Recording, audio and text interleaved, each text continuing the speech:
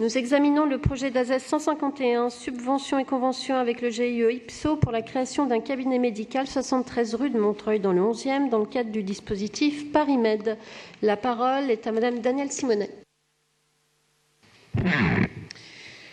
Oui, le sujet que je souhaite aborder n'est pas nouveau, c'est toujours la distinction dans notre politique en matière de santé, la distinction entre les centres de santé, les maisons de santé et les cabinets médicaux privés. On est dans un contexte de grève des urgences qui pose évidemment la question de l'amont, même si ce n'est pas que cela.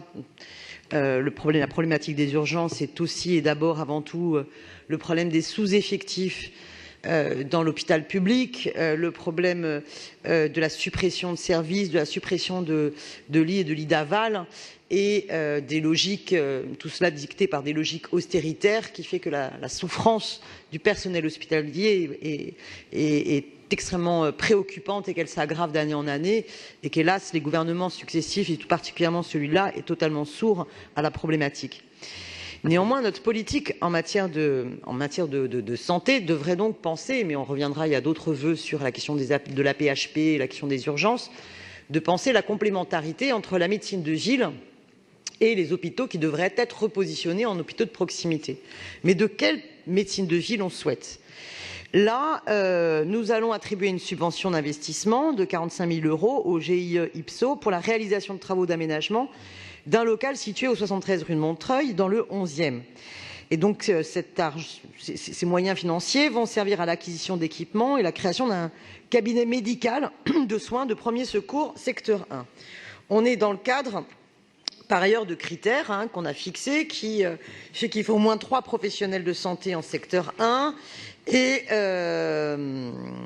on n'est pas les seuls financières, puisque la ville de Paris, si elle met 45 000 €, il y a aussi une subvention de la région Île-de-France à hauteur de 200 000 € et de l'équipe médicale propre qui va mettre, elle, 1 340 000 €.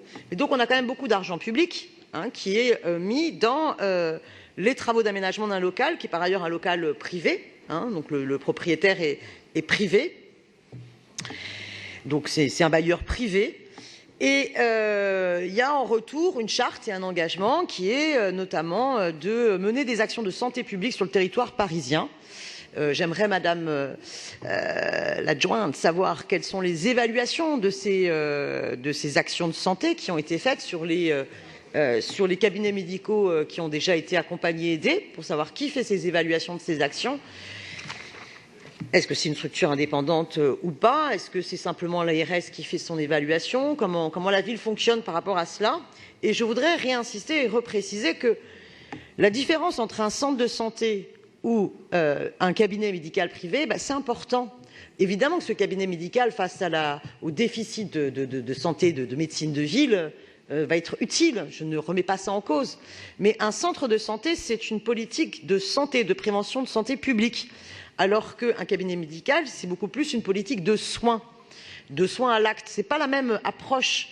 Dans l'un, vous avez des salariés qui sont rémunérés et qui peuvent aussi intervenir sur différents publics et aussi hors de leur local.